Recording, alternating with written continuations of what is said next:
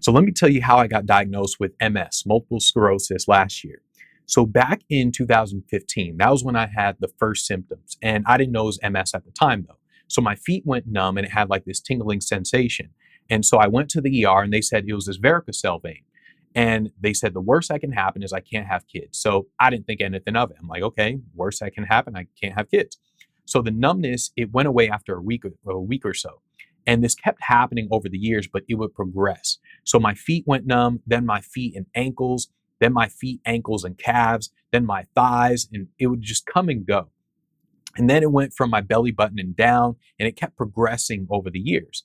And the entire time, I thought it was this varicocele vein that was causing the problems. It was annoying, but it wasn't like my body just went completely numb. So it was like I could still move around. Nobody actually knew I was feeling like this numbness. So it wasn't like complete numbness, but it was like a numbness, tingle sensation. And when I started boxing, everything just went away for a really long time. So I moved to LA. And remember, like, I mean, this is gone, this whole thing, the numbness has gone away for a long time when I started boxing. So I moved to LA and then it happened again. But this time it was my entire body. And it was like from the neck down, I had this numbness and this tingle sensation. And nobody could tell because, like I said, I could still walk around. I looked normal and everything. I mean, I didn't feel normal, but everything looked normal. So normally the numbness, it would last for like a couple weeks max. But this time it went on for months. And I still thought it was this varicocele vein. But this time I actually looked up vein doctors because I'm thinking like, man, have my whole body go numb, that's kind of crazy. So it got to a point where I couldn't actually type fast anymore. I'm like using one finger to type. And I'm thinking like, man, I got to contact this vein doctor and get this vein checked out and get it removed. So I decided to go to the sauna because, you know, the sauna, I mean, always seems to make everything better when you're like sick and everything. And that was a huge mistake, a big mistake. I stayed in the sauna for too long because me and some people, we were just talking, we were having a conversation about boxing. So naturally, I'm just talking. And I get out and then I feel like I'm going to throw up. And so I sit down. I'm feeling like all nauseous, like I'm going to throw up. Didn't feel good at all. And I'm sitting in the locker room for, I don't know, half an hour. I'm just sitting there. I'm like, damn, like I stayed in there way too long. Now, I didn't make the connection yet between the MS and the sauna. I didn't make the connection yet because anyone who stays in the sauna for too long, they're going to feel like this nauseous feeling. So I just thought, okay, I just stayed in there too long. And that's when everything got crazy. I went to sleep, and in the middle of the night, I wake up. I stand up, and I get this vertigo feeling. I just get dizzy. And then I almost fell, but I actually held myself up. I almost fell, and then boom, I just threw up. And I couldn't even make it to the bathroom. So I just threw up. Luckily, I had a trash can next to me, but boom, I just threw up. And the room, it was like spinning, and I just kept throwing up. I was like, damn, okay, this sauna, I stayed in the sauna way too long. So I go back to sleep, and I wake up later, and then boom, same thing happens. I stand up, get dizzy, get this vertigo feeling, and boom, I throw up. So during the day, I was fine. I mean, still, I felt this numbness, like my body's still numb, just like before, but I didn't associate the two yet because I still thought it was a sauna. I'm thinking I stayed in the sauna way too long. And then I go to sleep the next day. It happens again. I wake up, boom, get dizzy, vertigo, and I throw up. And now I realize something else is going on. I'm like, okay, this isn't the sauna. This might be connected to this vein thing. And so my brother drives me to the ER and my blood work comes back normal. They check my blood work. I'm telling them like what's happening. Oh, I'm throwing up. I'm waking up. I'm dizzy, throwing up. Everything is normal. So they just give me these pills to stop me from throwing up. And they're thinking it's a sauna too. So I go back home. I take a nap. I wake up. And after like a 30-minute nap, boom, same thing happens. I just get dizzy. I wake up. Boom, I start throwing up. And I'm like, okay, so much for the pills. And so I go to sleep that night, wake up, boom, same thing happens. Dizzy, throw up.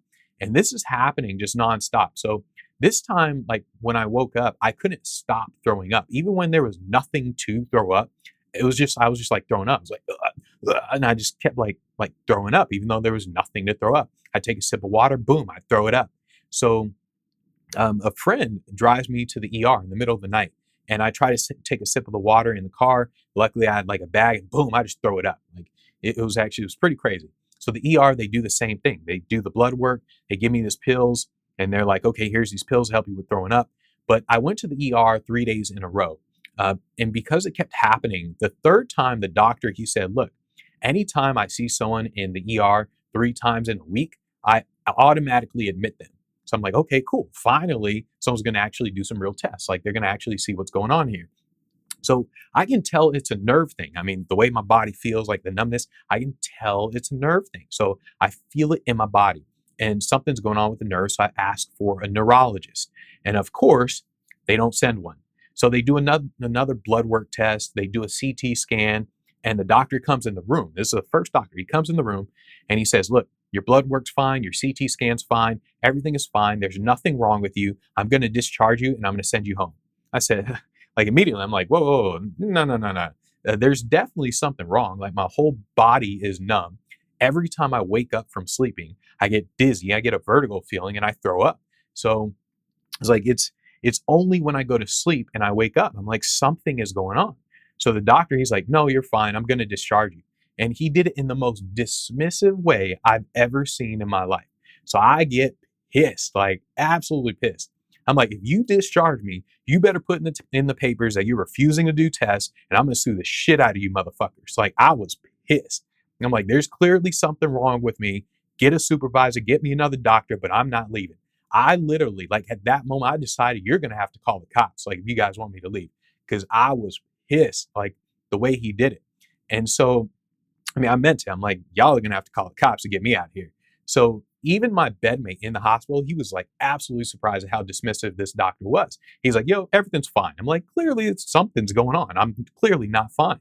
And so now bear in mind, I don't drink, I don't smoke. There's nothing in my system. So I was absolutely pissed the way he did everything. So they switched to a different doctor. This doctor, he was better, but he wasn't listening. So the entire time I was there, I kept asking for a neurologist. Every single time doctor would come in, I'm like, hey, is a neurologist coming in? Neurologist coming in? Neurologist? So I kept asking for a neurologist because I could feel that it was a nerve problem. And they even had it on the board as like one of the goals to consult a neurologist. And this new doctor, he heard what I was saying, but he wasn't listening. And I've noticed like a lot of doctors, they kind of have this attitude of, oh, I know more than you. So they kind of act like they're listening when all they're really doing is just waiting for you to finish talking. So they're just like engaged in good bedside manner. So that's kind of what they really do. So they sent in a gastrologist to do like tests on my stomach. And I'm like, yo, he's not a neurologist. So I told him everything that's going on in terms of the numbness, waking up dizzy, throwing up, everything. And he didn't even need to do any tests. He immediately said, yeah, it's not a stomach problem. I'm like, yeah, I know. I was like, I've been telling them that from the get-go. I was like, I need a neurologist. So the main doctor comes back in and they can't see anything in the test. They're doing these tests. They can't see anything in the test. So he says, it could be stress. I mean, you're doing business. It could be stress. You're boxing a lot. I mean, you're getting hit in the head. I mean, you're drinking a lot of water. You told me you drink a lot of water. That can make you throw up as well.